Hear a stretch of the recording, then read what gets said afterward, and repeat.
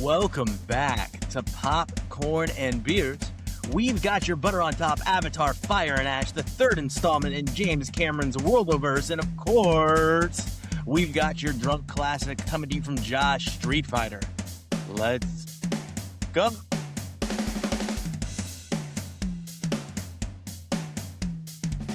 All right, welcome back to your aunts, uncles, brothers, sisters, kid from another marriage's favorite movie podcast. This is Popcorn and Beers, where some use tomatoes and others use thumbs. We use the stuff that gets you drunk. Welcome in. Josh, what do you got going on right now in your neck of the woods? What's happening with you? Liquid death. Liquid death. I'm gearing up for Christmas, dude. I just finished up some Christmas stuff. We're Christmas in. I'm watching the Christmas movies. I'm eating too much Christmas food. We're having a good time. You do those Christmas cookies, a little bit of sugar cookie action? You know what I did this year? I made Rice Krispies with Fruity Pebbles. Rice Krispies with Fruity Pebbles. You know, I had an adult Rice Krispies with Fruity Pebbles once, like a quarter of it. It was a pretty interesting little, because it really takes off the taste of botany. Anyway, we could have used a little taste of botany for James Cameron's Avatar Fire and Ash. It is the third installment in this series. And I guess James Cameron didn't get the notes. Did you get to watch Way of Water yet? I've watched Way of Water. Yeah, I saw it in theaters. That's right. You saw 3D, right? Like me, because it was like the earliest showing, and you just have to bite the bullet and go see it in 3D. Yeah, wasn't bad though. I mean, visually stunning, right? And you've already heard, like, James Cameron is a pretentious guy at this point. Like, we know this. He's pretentious. He's a little irritating. Quentin Tarantino could not have him at that altar, so Quentin Tarantino had to come out and, replace him with the pretentious snobbery, jackassery that does exist within some of these industries. But James Cameron apparently did not get the note that we did not want to hear the word bro 7,000 times for the second movie in a row, because we get a lot of bros again in this movie, like nonstop bros again. And I'm just like, dude, James, like, we were making fun of you. We didn't like it. we were go ahead, Jordan. Bro. All over and over again. I'm like, dog, it wasn't a term of endearment. We were making fun of you thinking that children talk like this. Okay? Like, we do say bro, but not every word. Isn't this another planet? Why can't you have a different slang? Yeah, it gets silly. I need to say, in this film, we get more of the James Cameron, like, pollution this, pollution that, humans suck, we destroy everything we touch, we're the worst thing ever to exist on any planet. But Jordan, you saw it. Am I wrong for being oddly attracted to Uma Chaplin's villain? It was weird. It was weird. Yeah, that's like a whole thing on the internet right now. People are like, man, I would pay her rent for a year. It was throwing me off. I was sitting in the theater. I was like, "Am I wrong right now? Is there something wrong with me? Why is this alien got me in my feelings right now? I would pay her rent. Send me her Amazon wish list." Yeah, man, she's spicy. You get Avatar 3 here. Yeah, it's the Sully family vacation, right? The Sully family. It's literally like what they say, right? We're gonna make this a little trip for the family to go save Spider. Man. Yeah, the Raider lady. She Monkey Boy. Yeah, God. The villain lady was awesome. Okay. Yeah. If anything, we needed more of her. I wanted a visual backstory. You get told, you get crumbs and nuggets here. Like, I wanted to see some flashbacks. They really could have did something with that. And she's clearly taking advantage of the mentally challenged aliens. If you if you look at those aliens' faces, no disrespect to the Avatar aliens, but I was kind of like, oh, these are like the bumpkins, huh? There's the obvious guns metaphor, right? Giving guns to the Native Americans and all that. Yes, the warring tribes of Native Americans. It puts it right in your face. Do you love how Spider shows them how to use the guns by pointing the guns directly at them as he loads them? And he goes, "You do it like this." And I'm like, Just gonna keep the gun pointed at her pregnant belly. Yeah. Oh man, and then we're back to the whales. Oh, Yeah. we're back to the whales. Great. You know, and it's in the beginning, so I'm like, okay, yeah, they're just touching up some on things. But no, we get around to, you know, dramatic conclusion Yeah. time, and oh, we're back to the whales again. What is his obsession with these whales? $14 billion or $114 billion is what his obsession is. No, but look, don't get me wrong. I watched part 2 in pieces throughout the week leading up to watching part 3 because I didn't really remember much about it. And this was much better. Okay. This was You thought it was better? I did than I part thought 2. the story was so bad. I thought it was so sloppy. I thought it was in my notes. I have it's just an excuse for James Cameron to show high frame rate because every 15 minutes someone is running so he could see how real it looks. And it looked great. Don't get me wrong, but I don't think we needed to running every 15 minutes. We could have just done the flying scenes. Let me just point out, I haven't seen this newest installment, but let's just point out part 2 and part 1 are the absolute lowest denomination for writing. They're bad movies. So it's not that much, it's not a huge deal to be better than part 2. And when I said, I'm pretty sure this newest one, I'm sure it's just as bad, but maybe 5% better. I don't know. It was so better lazy in that except part, for his editing. Go ahead, Jordan. Part 2 was stagnant. Like, it's just like, yeah, the water tribe and the whales, and then we've got crab robots and stuff like that. You know, this was just more entertaining and move faster. We had cool villains, cool Navi villains. We had different tribes coming in and out. We had a lot of different elements in here that just made it were cool. Yeah, all of that. You know, the multiple battles and stuff that we get. It was cool and less teen angsty, less whatever part 2 was, right? Less of that. They did steal quite a bit from Aquaman. But James, we don't have to talk about you totally stealing entire scenes from Aquaman. Like all of a sudden she can talk to the fish and that's a bad thing to pull from. You should pull from a good movie. Tell me I'm wrong. Does she not just control the sea creatures? I didn't see a lot of control of the air creatures. I'm just saying, if you're going to steal from a movie, you should steal from a good movie. Yeah. She does control a lot of the world around. Like, she probably could control other creatures, but she just doesn't in the movie. Like, she controls the forest, the flora and whatnot, you know? So, yeah, and that's the extent of my Avatar 2 recap. I'm not going to go into that really. I give Avatar 3, Fire and Ash, I give it a popcorn and 2. Whereas I give Avatar Part 2 a popcorn and 1. I'm going to give it a popcorn and 1 for Avatar, Fire and Ash. Uma Chaplin, girl, call me. Never mind, I'm married. Sorry. But I heard an interview from her, and it totally took away from the mystique, if I'm going to be real. I was like, just keep her the alien. Just keep her the alien. Just put the mask back on, Dar. But, so, the eldest daughter takes me out of the movie so frequently. You know why? Because she sounds like a 60-year-old woman. Okay? She's a teenage daughter. I'm She's a clone. Yeah, it's okay to have a young voice on a young thing, and we could still associate it's a clone. It doesn't have to be Sigourney Weaver's voice just so you could pay Sigourney Weaver.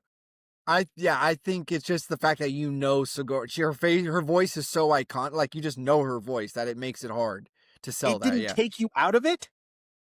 But if it wasn't her voice, would that be hard for some people to remember?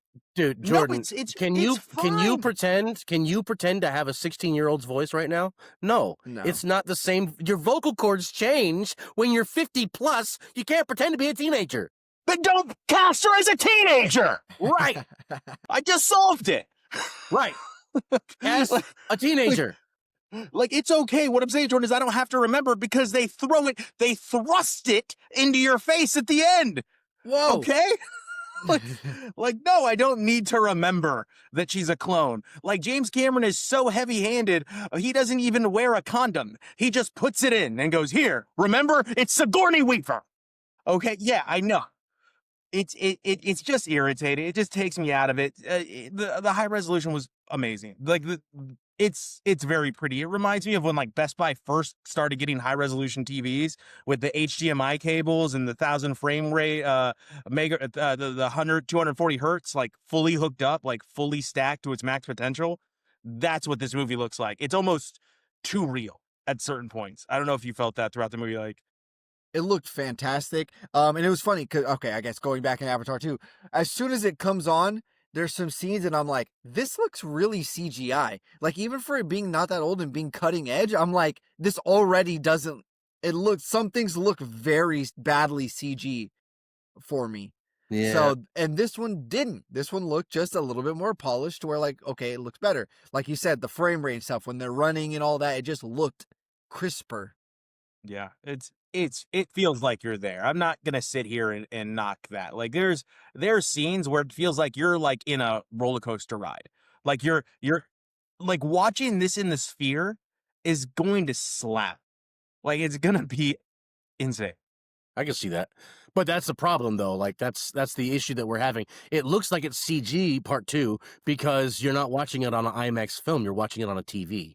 Yeah. Like, the separation of the medium you're using, it's becoming very, very, very obvious. And that's the same problem we're having with sound these days, where the dialogue is way too loud and the sound effects are way too small because people are they're coding the sound to be in a theater when you watch it at home on a regular stock stereo. It's not the same system. So the same problem is going to happen until we fix that. Yeah, I said, speaking of that, I saw it at the drive-in theater. So the dialogue the dialogue was really quiet, but all the other stuff was like boom, boom, boom, in my car speakers and whatnot. Yeah. Like, yeah, it didn't sound great. Needless to say. It's that and like the deep blacks, like the deep black colors, like you drowning out cinema because we can't see it on our televisions. Like you cannot see what I just stop watching when it gets too dark on my screen. I'm just like, I don't care. Like if you don't want me to see, then I'm not gonna watch. Like it's fine. Anyway, here's a movie we don't have to worry about. Go ahead. Hold on Jordan. one second. One more comment. I was hilarious when twice it happens. They have the kids hostage, dead to rights, right? The fire tribe. And they're like, they escape. And they're like, oh, damn it, we got distracted playing the drums, doing drugs, and cutting each other again. Party's so hard. How does this keep happening? For 3.5 hours. Anyway, Josh, let's talk about a movie that we don't really have to focus too hard on the CGI being groundbreaking. We don't have to focus too hard on the equipment being too realistic. Let's talk a little about the first incarnation of Street Fighter. Let's talk about that, Josh. Street Fighter, 1994. Raul Julia, Jean-Claude Van Damme. 94 is a good year. If anyone's not aware of the franchise Street Fighter, it's what kept arcades alive in the early 90s. They were already dying out. Street Fighter is what brought them back into play. It was the most popular game in the world for a few years. And so they made a video game about it. Every pizza parlor you ever went into. Yeah, and they made a movie about it. So this movie, I even watched the trailer, and the trailer just the only thing the trailer did was include every character who's in the movie. Like, oh, we got Ken, we got Ryu, we got Guile, we got Chun-Li, we got all the characters. But just so you know, none of these characters are true to what's in the game. We just like put them like Balrog, the Mike Tyson-esque boxer, is a cameraman in this. Let's just throw him in the movie. And that's just one example. All the characters are like that. Like every character is wrong except for Bison. And whatever. That's not the point. This movie is hot garbage. The fight scenes are garbage. It's a movie about fighting. The fight scenes are garbage. But I just realized Kylie Minogue plays Cammy. Yeah, Kylie Minogue plays Cammy. And she actually, for a pop star or whatever, she wasn't even close to the worst actor in this film. That would be Jean-Claude. Would be Jean-Claude. Jean-Claude Van Damme, the French kickboxer playing Mr. All-America with orange hair. And a crayon tattoo at the end. It was clearly a marker tattoo on his arm. That bicep though, dog. Oh, it's easy when you're 5'6". And those one-liners. Everyone had a good one-line, not a good one. They had a solid. No, they had a one-liner. Everybody had at least one. The characters are likable if you're 5 years old. You know what I mean? Zangief was fun. The characters had stupid lines. I could see someone falling in love with this movie, but I saw this movie when I was 10, and even when I was 10, I was like, "This isn't the way it's supposed to be." This is the first time. This is the first time in Hollywood I was ever deeply disappointed. You know what I mean? This was the beginning of VHS I ever bought. This is one of the first times ever that Hollywood broke my heart. Because I was crazy about Street Fighter and I loved everything about it. And I can't wait for this next installment to break my heart again, because this is not the first time Street Fighter's broken my heart. They made another Chun-Li movie after this. I'm not sure if anyone's seen that one. I doubt it. It's worse somehow. YouTube offered me to rent it for $9.99 and I said, no, thank you. Yeah. Yeah, but anyway, this movie is full of 90s just galore stuff, and it followed a rubric that I'm not sure anyone should follow. Just like what seemed like a bunch of producers had lined up, like, okay, you gotta have this, you gotta have that, you gotta have this. Throw it in the movie. Okay, now we're good. They didn't care about the storyline. They barely care about the plot. At least they got some of the costumes right. I don't know. It was fun to revisit this trash fire. Popcorn. Yeah, give me a little Ming Na Wen. All right. Ming Na Wen was phenomenal as Chun-Li, and it's crazy that in her 60s now, she still looks like Chun-Li. Like, so shout out to her. Yeah. You might know her from, what, Agents of S.H.I.E.L.D.? Yeah, Agents of S.H.I.E.L.D. She was in, what was it, Boba Fett, right? Yeah, yep. Yeah, Boba Fett, yeah. No, speaking of other people, the guy who played Ken, do you recognize him, Jordan? Yeah, that's Miklo Vera from Blood In, Blood Out. It's the best burrito I ever had in my life, see? I didn't know that until I saw it this time. We get introduced to Blanca, yeah. And how about his mutagens being just Gatorade and Ziploc bags? Like, and then the footage he has to watch to make him good is like a black wedding over and over. How many times did you gotta just show Martin Luther King's face? That makes you good. Like, or playing in daffodils, right? Like, is it Little House on the Prairie that's just playing? So silly. So silly. Yeah. Oh boy. Yeah. I'm gonna give this a popcorn, by the way. This is a popcorn for me. Go ahead, Jordan. Yeah, I'll follow it up. That's a popcorn. This was fun. I'm more of a Mortal Kombat. I was more of a Mortal Kombat kid guy. Never got too much into the Street Fighter. But this was a fun movie. Honestly, like, I can't be mad at it. Just like Mortal Kombat. Fun. Like, it's you just want to see these characters. Like, you're just like, I've never seen this. I think I may have seen like one scene of this movie ever. And so I was like, oh, hey, it's that character. Oh, hey, it's that character. And yes, I did have that disappointment. Yeah. Why does the doctor guy with the rings look like that? Like, when is he gonna become a badass? Is his limbs gonna stretch? Right? He's that guy. No, he's just gonna lose his hair because of a horrible fire. Yeah. Like, what? And the worst of all, no Hadouken. Not a single Hadouken. Oh, there is one, sort of. Is there? Yeah, there is one, sort of. When they're fighting in the locker room in the gym. He does a move, and like if you have to pause it to make sure it flashes white on the screen, flashes white when he hits him in the chest. So it's kind of a fireball. It's not even CG.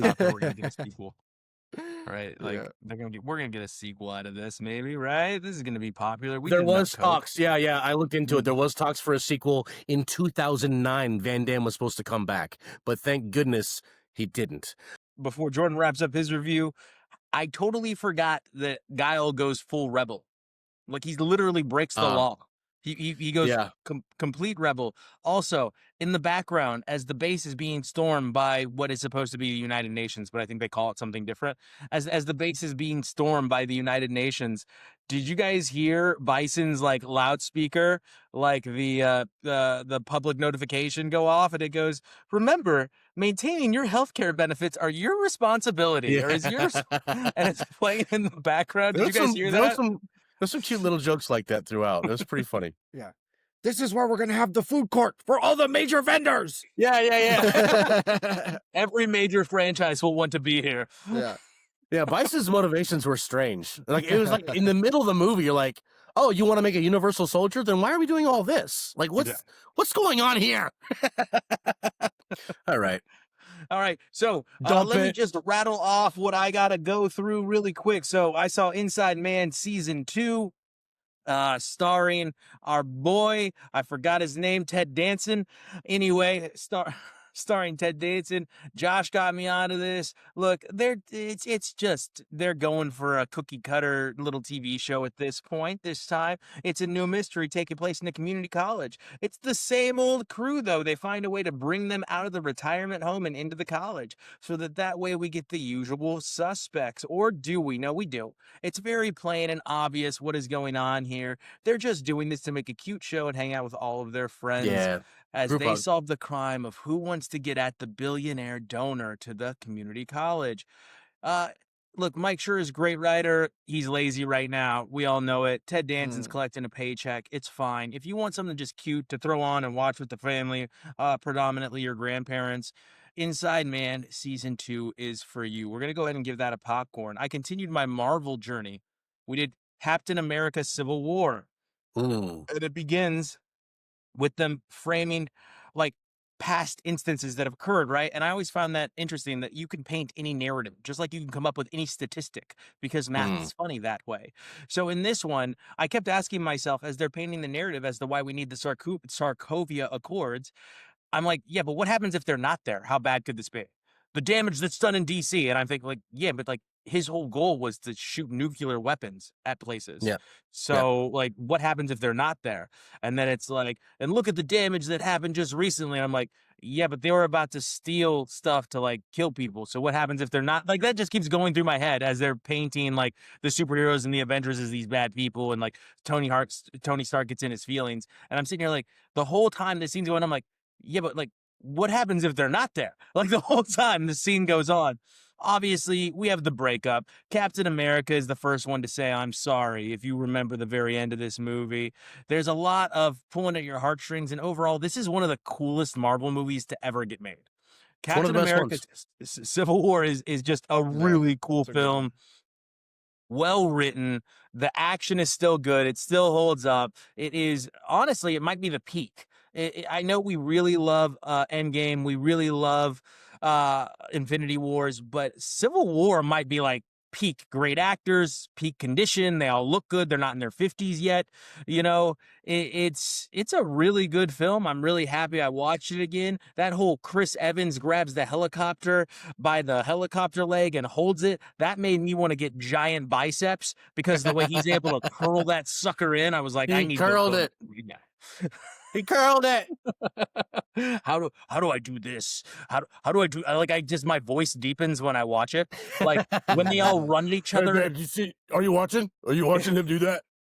You should have seen me on the treadmill as I was finishing up this movie when they all run at each other at the airport. I was acting like I was on Captain America's squad, running at Iron Man and his squad. Like, I'm right there with you, Cap.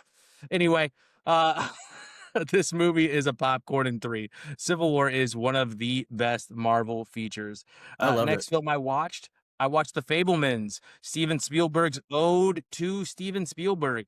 This movie, incredibly uncomfortable to watch. Like, I get it. The heart wants what the heart wants storyline, but golly, it's rough. It's well filmed. It's Steven Spielberg. It's well directed, but you didn't have to make it so hard to watch. I mean, Seth Rogen plays like one of the worst people ever, like in this movie, and it's like, it's Uncle Benji, and I'm like, Uncle Benji's banging your mom. Anyway, like, it's just it's a hard movie to watch. However, the coming of age tale is a little bit better, right? I didn't need the rest of it. The coming of age tale was really good, and it's right up there with The Way Back that we got to watch when we first started. That was our first ever drunk classic. So, coming of age stories, you're gonna get me. You threw a little too much into the Steven Spielberg, and that made this film be 2.5 hours. So, penalty for it being so long. Popcorn and 1 for The Fabelmans. And finally, Jordan, let's get to it. Welcome to Derry. I'll let you lead this off, and I'll close on my way out the door. Welcome to Derry. So this was a cool show. Not gonna lie, I watched this. I burned through this pretty quick. I didn't start it until it finished, actually. The credit scene. Let's start there. The opening, the credit scene, the animation, the song is a banger. It's a creepy, it's a banger though. It's an earworm for sure. So whoever designed that, that slaps. Yeah, it's perfect. It's perfect. Really sets the scene. And I love a credit scene where you're getting these cryptic looks at like what's happening behind the scenes. Yeah. Like you really got to pay attention to little Easter eggs of the show. It's intense. All right. This is gory. It is not for the faint of heart. I kind of had of like, I don't remember the movies being this gory, but actually they very much were. The first It movie opens up with the little boy getting his arm ripped off in the gutter. So by Josh's guy. Josh, who's your guy from the worst witch? Tim Curry. Yeah, Tim Curry. Well, no, I'm talking about the Skarsgård one. I don't know if it actually shows that in the old Tim Curry one, but I meant like, you know, the new reboot. Yeah. This is intense. All right. It starts off just full blast. We're 0 to 100. It's full on scary, violent stuff. But we'll never go to the movie theater again. This has a lot of good elements. All right. It's got this whole like Native American folklore element to it.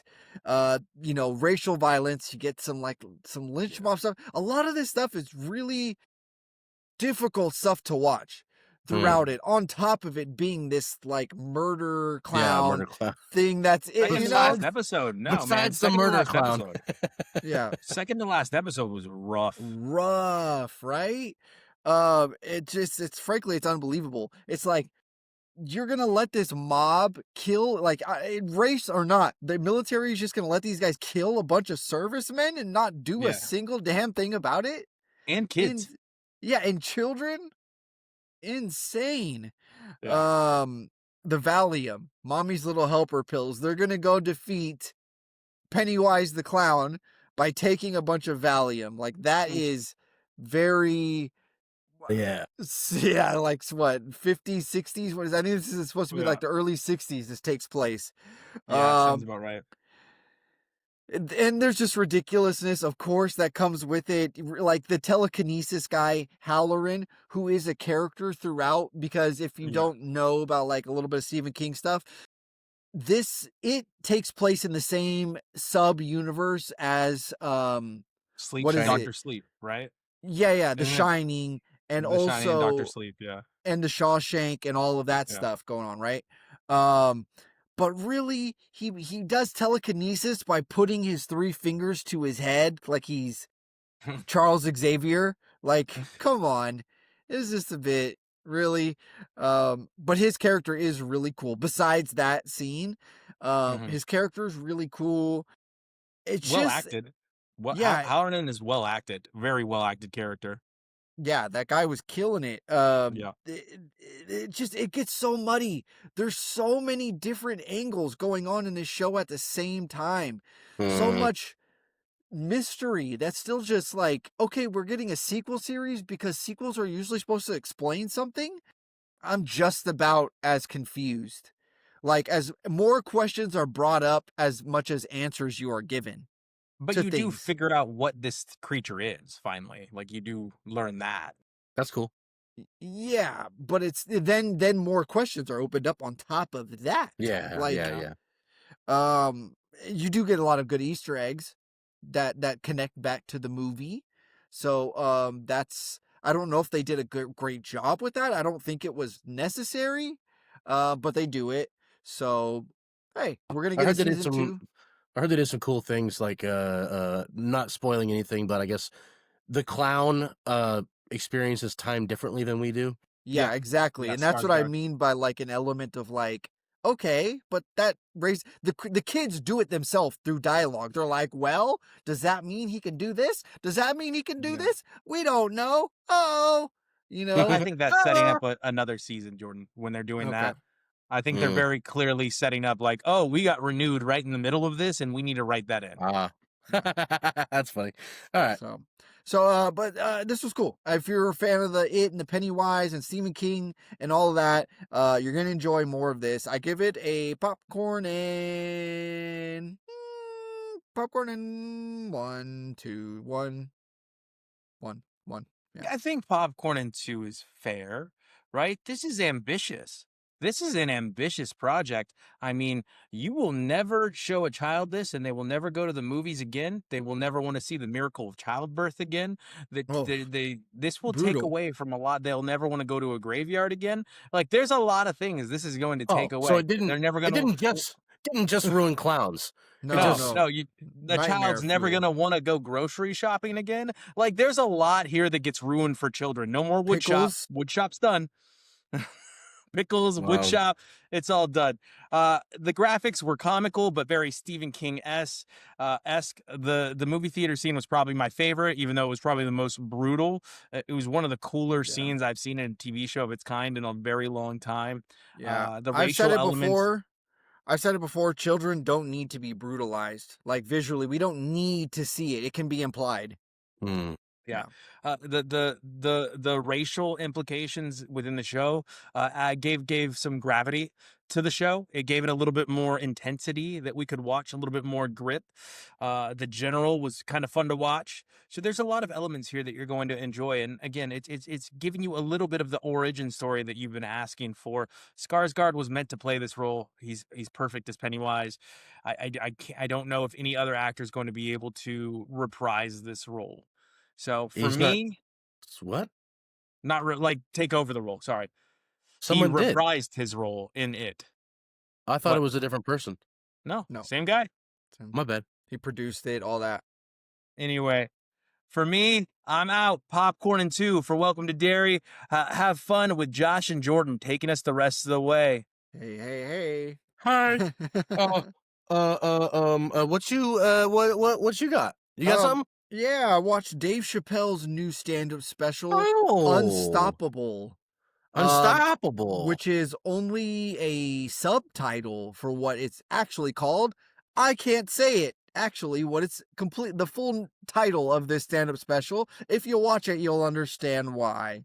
It is called The Unstoppable N-Word. Oh. Yeah, the hard way. So that's what it's called. So that's kind of a taste of like That's the tone. That's the tone. Thank you. That's the tone of what we're getting here. Okay. He kind of gets back. It's like he halfway pulls away from all this, like, oh, I'm the victim because I got canceled, or they tried to cancel me, and blah blah blah. But then he like gets heavy, and you're like, oh boy, here we go again. Oh boy. Yeah, here we go again. We're getting like, come on, dude.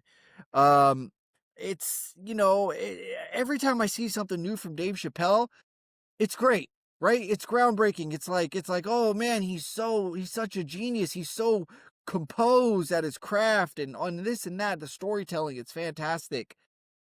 But then it's just like, man, I miss some of that old Dave Chappelle, like Matt, like just his. And that baby was selling crack. Yeah, the ridiculousness of his stories. Now it's all so grounded. It's also politically, racially rooted.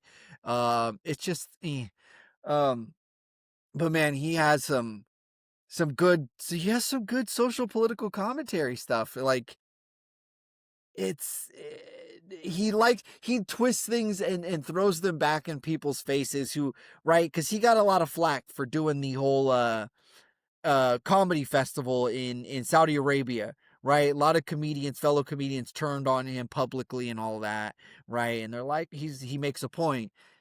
I don't even think I can go into it on here. I'm a lot of points on stuff, right? So yeah, but he has some funny. He talks about, I've spent $2 million helping, he says, I spent $2 million on the homeless in DC, right? Not to feed them or anything. I was actually teaching them the Thriller. So you guys are in for a treat on Halloween. It's a pretty good joke. So that's pretty good. Yeah, he's got some good zingers in there. So Dave Chappelle's new special, I'm going to give a popcorn and 2. Popcorn and 2. I'm gonna check it out. I saw it out there, and I saw he made a little Charlie Kirk, Martin Luther King comparison joke, and that was funny. Yeah. I'm like, It's yeah, controversial stuff. It's not water yeah. cooler talk, really. It's like, unless somebody, you get that, the eye, like, okay, you've seen it. Okay, we're on this. Okay, yeah, you got to be careful retelling these jokes. It's not water cooler talk. It's eye contact talk. Like, Yeah.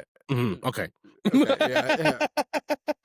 I'll check it out. I missed the last one, and I might go see the last one he did, but this one I'll check it out for sure.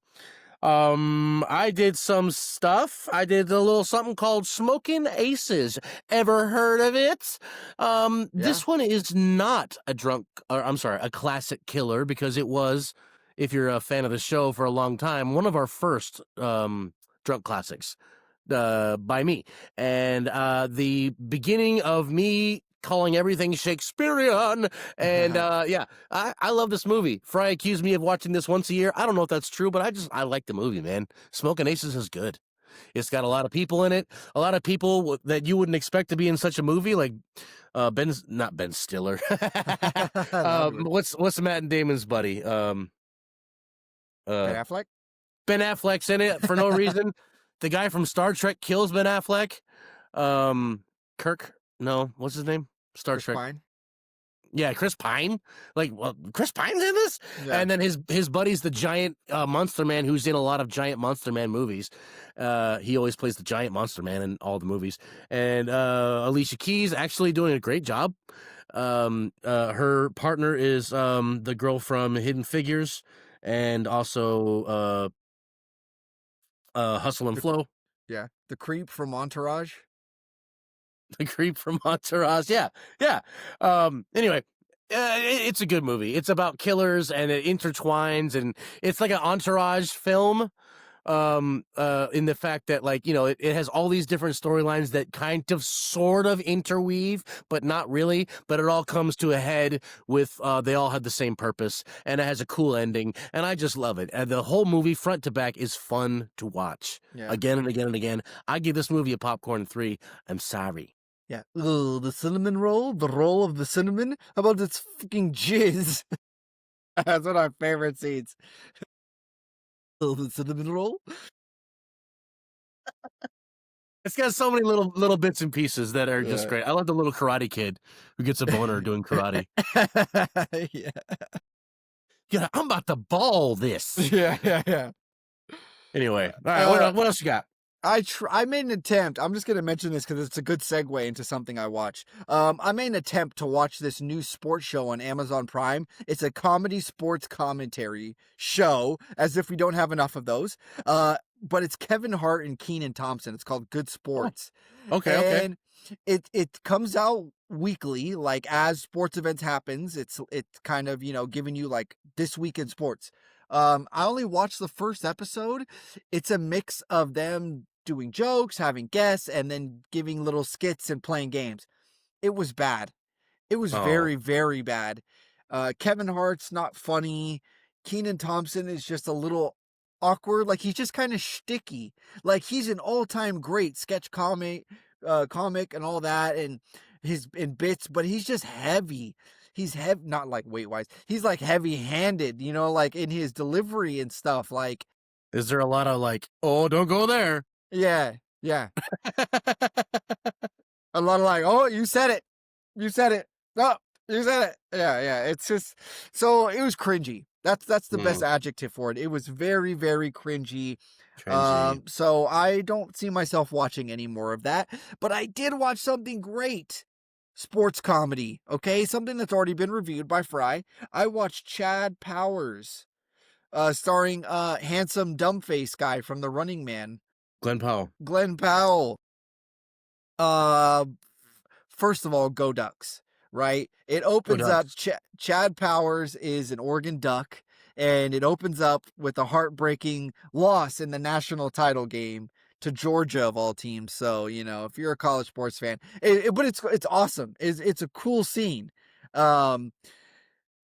These assholes aren't your teammates, buddy. Like, I that's the thing. That's why I didn't. It's just not a good culture for like a winning team. Like, I don't understand why you're on the same team trying to achieve the same goal and all that, but yet it's just so toxic. I don't know. Is that like a football thing? Like I played organized football for like half a year in high school Mhm. and I didn't like it. I didn't like, oh, I thought we were all like, I don't know. It just, I don't know. Maybe it just depends on the team, depends on the coach, whatever. But yeah. we had nothing but a supportive team to each other. We would like go out to pizza nights and stuff together. Yeah, no, this was, yeah. His ad-libbing is insane as a character, which is great because like, yeah, it's like a formulaic kind of thing, like, oh, he gets into hijinks because he doesn't know how to respond to things on the fly. He's not prepared.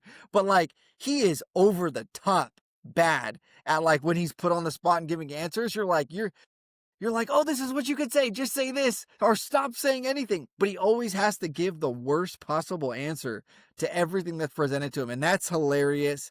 His sidekick, this kid named Danny, he's the school mascot, right? The Mm. catfish. And just the way that he interacts with Danny while he's in the catfish suit, it's like you can almost read exactly what he's saying while he's in the catfish suit just through his body language. It's hilarious. It's like a great aspect of the show. Like as far as like the sidekick character goes, he's good. They have really good chemistry.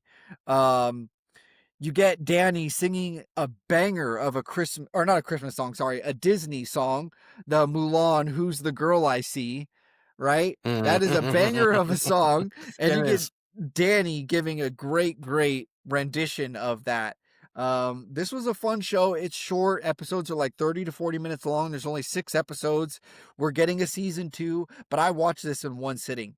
Like I Hmm, couldn't stop once I got cool. going. It is such a train wreck. It's good. So go check out Chad Powers. All right, Chet Oh, sorry. Powers. I think I'm gonna give it a popcorn in one. Popcorn in one. Pop in one. Okay. Yeah. Okay. Yeah. I watched something on HBO, something that I've been waiting for a little while. HBO Music Box, Counting Crows, Have You Seen Me Lately? That's what it's called. It is well, if you're familiar with HBO Music Box, they just talk about a band. So the whole thing's about the band, Counting Crows. You ever heard of them, sir? Yeah. Of Honest course. question. Of Okay, course. cool.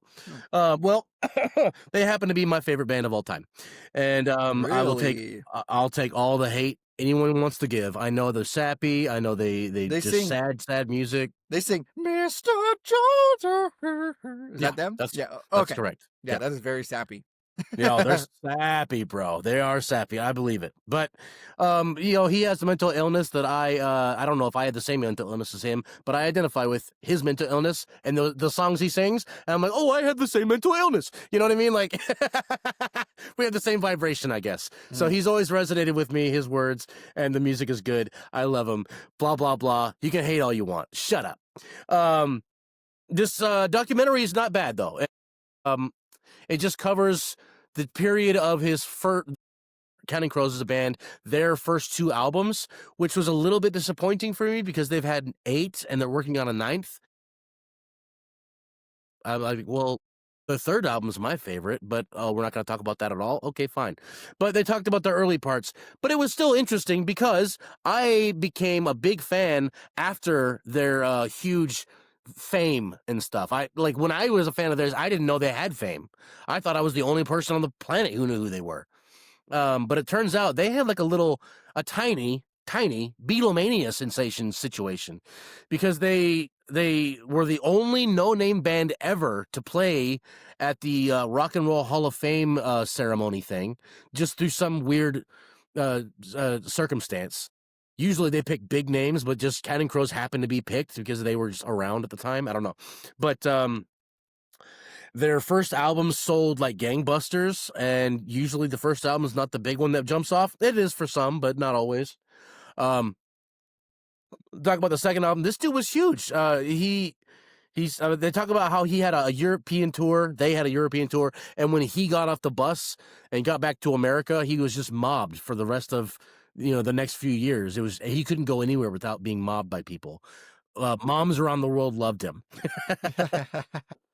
But I mean, he came to a crazy level of fame, enough to date two of the Friends girls. He dated Monica and Rachel, and Wow. yeah, he dated both of them. And actually, Monica, you'll see in the music video for "Long December," and a lot of the second album is about her. A lot of the third album is about Rachel. But anyway, not the point. Um, Counting Crows is a sappy band. On the outside, people would call them like just a bunch of whiners and complainers, and that's kind of what it is. Like it's just, but what makes them so cool is their vulnerability. It's the songs are just pure on the nerve vulnerability, and that's what I appreciate about them. That's what a lot of people appreciate about them. Like a lot of the people in the documentary, Cyndi Lauper talks on it. The guy from Coldplay, of course, he talks about it. Some dude from anyway, a bunch of sappy bands. All the sappy bands love Counting Crows. Yeah. This documentary was all right. I give it a popcorn one. It was pretty cool to see the life of them in the first few years of their career. It was cool. Sure. Yeah. I watched some bad Christmas. This was called Noel, okay? Starring Anna Kendrick and Bill Hader. Oh, I saw that picture on the TV. I skipped right past it. Yeah, it came out, I want to say like 2022, maybe 2020. Okay. And maybe older than that. I don't know. But this was not good, okay? Bill Hader and Anna Kendrick are the children of Santa Claus, like actual Santa Claus. And Bill Hader, as a young boy, is told, you are going to be starting to be prepared to be the next Santa Claus. We're going to train you now. And he doesn't want it, right? He doesn't want to be Santa Claus. Anna Kendrick is kind of told to just be the good, supportive sister who secretly, like she wants to be Santa. Oh. Right? The girl wants to be Santa. So this whole movie plays out like Elf, but like not as charming. Like it's very, very, it's like, oh, the elf did this so much better. Like just whatever charm they're trying to come up with here and the humor, like, oh, we're a Christmas folk people who don't understand mainstream world. Like it comes off corny, honestly. But Anna Kendrick is so adorable and like just she does play her character well, right? It's not well written, but she goes for it. So that's good. But just like, come on, Bill Hader, he wants what he does instead of being Santa, right? Having powers and whatever, basically being a king in a kingdom, right? He would rather, who has to work for one night a year, essentially, he'd rather go teach yoga in Phoenix, Arizona. No. Yeah. Yeah. So that's what you get from this movie. Like that's it in a nutshell. That's writer's room trash is what that is. Yeah. That's it. There's not much to this. It's very surface level. They kind of play it like this romantic interest, but thank God they don't like go all the way in with it. It stays platonic, which is like, okay, at least you spared us that. This was a popcorn. The brother and sister almost kiss? No. Anna Kendrick and the guy who plays Bob Marley, Ben Kingsley Adair. Yeah. You're like, oh, hey, that's Bob Marley. Okay. So you give it a popcorn. All right. Popcorn. Cool. Popcorn. I watched some, I guess we can call it Bad Christmas as well. After so many years. I and just about every other single parent in the world watched Love Actually last week. And I watched it again. Snore. I get it. I know. I can't help it, man. It's one of my favorite movies. I'm a freaking sap, as we discussed with the last movie or the last thing I watched. I'm just a sap, dude. I love Love, and Love Actually is a movie about the jokes are old and tired. The actors, the style of writing, the ensemble. Not Entourage, like I said last time. The ensemble style is so overdone now that you don't even do it anymore. No one wants to see that anymore. It's I can't help it. I still enjoyed it. I'm sorry. Watch it if you want to watch some old, tired, dusty ass shit. Merry Christmas. Yeah. I give it a popcorn and 2 because that's who I am as a person. That was a popcorn and 2 review. The last thing I watched was called The Ref. Okay. And this was what? This was a 94. We're sticking to the theme of 94 today. Comedy, crime, Christmas comedy, starring Dennis Leary, Kevin Spacey, and Judy Davis. Ew. Yeah. Across the board, ew. J.K. Simmons makes an appearance in this. He's just like some random guy in it who has like a handful of lines. Yeah. He's one of those guys where he's like young, but he's still old. Yeah. Yeah. You get okay, so the plot of this movie is basically this guy's a burglar, right? He's a cat burglar, and he gets caught up in a sticky situation, so he carjacks some people, but like he takes them hostage. He gets in the back of their car and is like, "Take me to your house." And the whole rub is basically Kevin Spacey and Judy Davis. They hate each other. They're married, but they can't stand each other. They bicker nonstop in like the most toxic way. And basically Dennis Leary ends up counseling them as he has them hostage in like a Christmas format, right? This is garbage. But you do get some funny lines for sure. You get dog homophobia in this, which you can imagine. I don't care to explain that much further than dog homophobia. Okay. The kid comes home because they have a kid, comes home from Christmas. Hey, mom and dad, where are you? Oh, you're tied up. Oh, I'm tied up now. Kid escapes, gets the gun, and does nothing. Just gets it snatched right back out of his hands, right? He's got him dead to rights. Just terrible character there. Like amongst a bunch of terrible characters in this, an extraordinarily terrible character. You get the weirdest and grossest Christmas dinner of any Christmas movie I think I've ever seen. I don't know. Maybe besides Elf, spaghetti with maple syrup. Yeah, but he made it look good though. Yeah. This was interesting. I'm always looking for a Christmas movie that's just not like a cookie cutter Christmas movie. Like I saw like Dennis Leary, okay, we're gonna get like a raunchy adult comedy, crime element. Like we're gonna get something different, but this was bad. Like I think I would have preferred a Love Actually or just like some basic Christmas present premise. So this was a popcorn movie. Well, anytime you allow Dennis Leary into your life, you get 7 years of bad movies. All right, well, I guess that'll do it for this week. Do we have a drunk classic? I think it's your pick, sir. It is my pick. And, by the time the next episode comes out, Christmas season will essentially be over. So I'm just going to go winter season, just blanket winter season. And I'm going to pick a movie, a comedy called Out Cold. Out Cold? It is called Out Cold. Yep.